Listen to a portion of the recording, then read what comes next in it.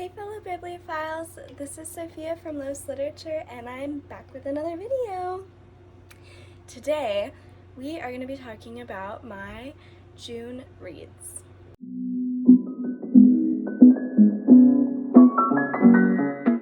Okay, so I only read 5 books in June, but I had 3 5 stars. That's crazy, like... And two of them are 5 stars from books I would never have expected, so that makes me feel really proud and accomplished. So yeah, let's just jump right into it. Not the first book I read, but the book coming in with the lowest rating was Unraveled Visions by Nina Milton. This is the second book in the Shaman Mystery trilogy, and it just didn't hit like I wanted it to. One really cool aspect about the book though was that the main character Sabby is actually a shaman, and that is an area of like religion or theology that isn't really explored in a lot of contemporary books. So to see her shamanic journeys was super cool, and I actually really liked that. What I didn't like was how when the author was describing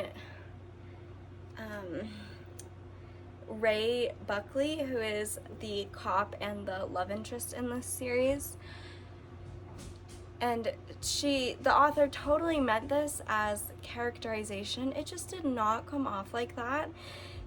She was describing his place and how unkempt it was and how dirty and gross it was, and Sabby totally took it as, oh, that's how devoted he is to his job. But to me, it just was like, oh, it just came off as he didn't know how to take care of himself and keep his place clean. And I didn't like that. The book even mentions at one part, and this might be spoilers, that his ex-wife was showing up to do his cleaning for him.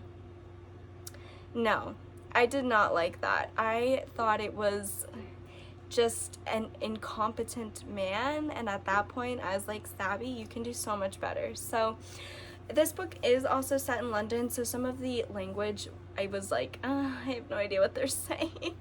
But it was interesting, I'll give it that. I think this series, I have the first book, I think this might be one of the ones that I sell just because I don't particularly love it or have any special attachment to it. But I am glad that I finally finished this.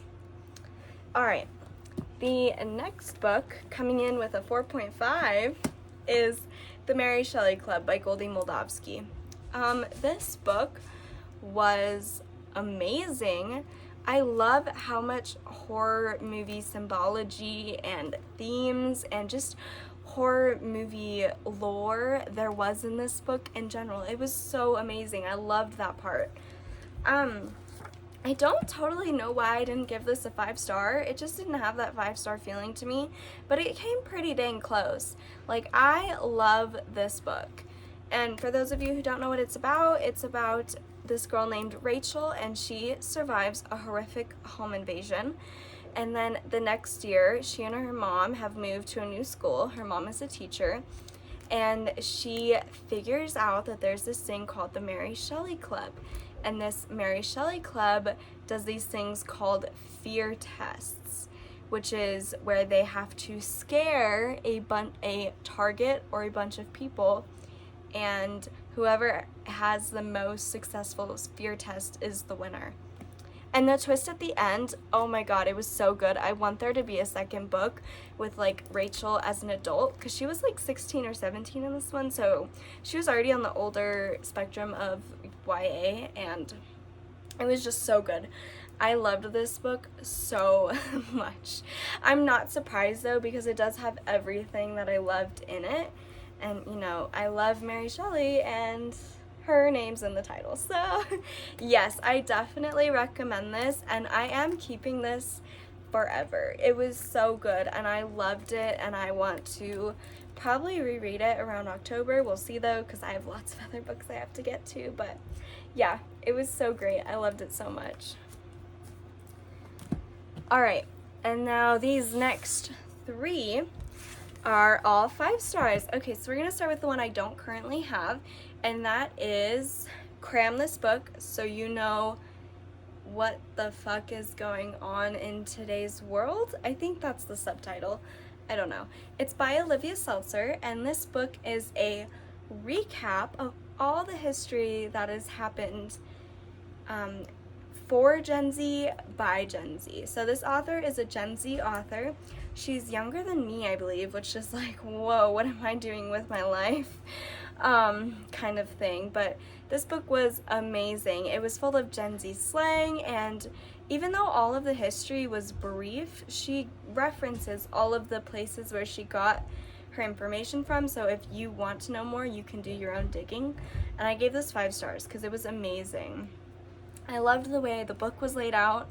It was pink and it was amazing. There was tons of pictures, and sorry, I don't know why I said it was pink, but I love pink books for some reason. They just kind of stand out to me. So yeah, it was so good, and it was very deserving of that 5 stars.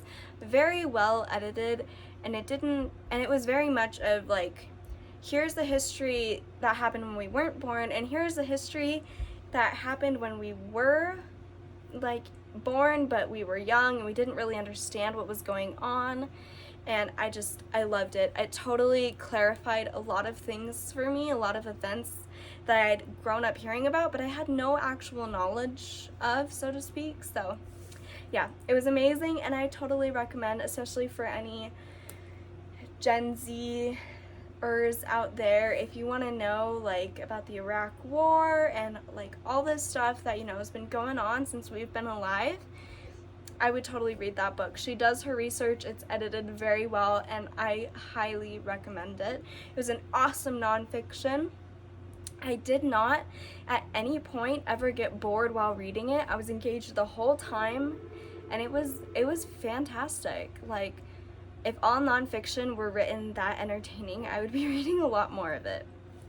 Right, okay, so the next book that I read was One of Us is Lying by Karen M. McManus. And you guys, this is hilarious, okay? I tried to read this book like 2 years ago, and I couldn't get past the first chapter. And I was like, this book is overhyped. I don't like it. I hate it. And I think I was just in like the wrong mood to try to read it in, because it was amazing. Oh my god. I needed to read this earlier. I really did. And I loved, oh, I forget her name. I loved Addie's transformation throughout the book. Oh my god. Like, her realizing her relationship was toxic, and her realizing her sister is actually a kind of a better parent than her mom, and just all of that, and seeing her grow. I loved that. And I loved seeing Nate is kind of try to get himself back on the right path, even though he's like, I'm not doing this for me, I'm doing this for everyone else in my life. And I loved Bronwyn, and I loved Cooper. I loved all these characters, and the twist at the end of this book was insane too. I feel like in hindsight I should have seen that coming, but I think I was just so engrossed in it that I couldn't think critically, because I was just like, oh my god, I gotta read this. You know how that happens when you get so involved in a book, you stop like thinking and you just like absorb it, and you don't really try to think like, okay, what's gonna happen next? You're just like, I don't know what's gonna happen next, and I'm just gonna find out. That's what kind of mindset I was in. I read this in a day. That's how good it was. So I feel kind of stupid for DNFing it 2 years ago when I could have read it then and probably really enjoyed it, but I'm glad that I read it now and enjoyed it. So this was an amazing read, and I do recommend it for anyone who loves mysteries. This is young adult though, so if you're not into young adult, I wouldn't recommend it then. They're still very much in high school when that takes place. Alright. And the last book I read that was 5 stars was The Girl Next Door by Jack Ketchum. This was one of the hardest books for me to read. I think I'm like getting emotional just thinking about it. Okay, so this book is based on the Sylvia Likens case, and for those of you who don't know, Sylvia Likens was a teenager, and she and her sister unfortunately were taken in after their parents died, and the woman who was supposed to care for them locked Sylvia in a basement and tortured her to death. And this book is kind of the same thing, except instead of it just being the woman, all the neighborhood kids are in on it too and torturing this poor girl. And it's not a spoiler to say that she dies, because that's the whole point of the book. It's based on the Sylvia Likens case. The Sylvia Likens case doesn't have a happy ending. She dies horribly, and so does the girl in this book. And for that, there are huge trigger warnings that I'm going to put before it. You know, there's rape, there's genital mutilation, there's physical abuse, emotional abuse, there's just a lot of stuff. And like, this book scared me because of how far these kids went just because an adult said it was okay to hurt another human being. Like, they had no sense of morality. They had no sense that maybe this is wrong. And the boy who is trying to realize that this is wrong is grappling with very adult emotions of, why am I attracted to this violence? And it's very much the idea of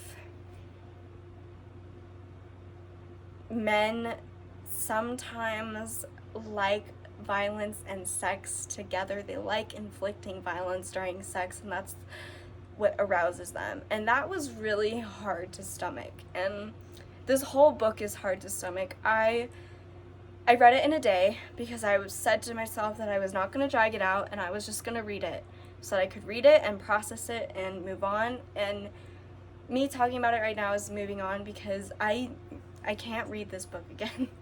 I won't read this book again, I'll be honest with you. And this book is actually pretty old. It's been published for a while, so I'd never heard of it until now, and this is, I don't know if this is extreme horror. I wouldn't consider this horror. I would consider it, well, no, it's not.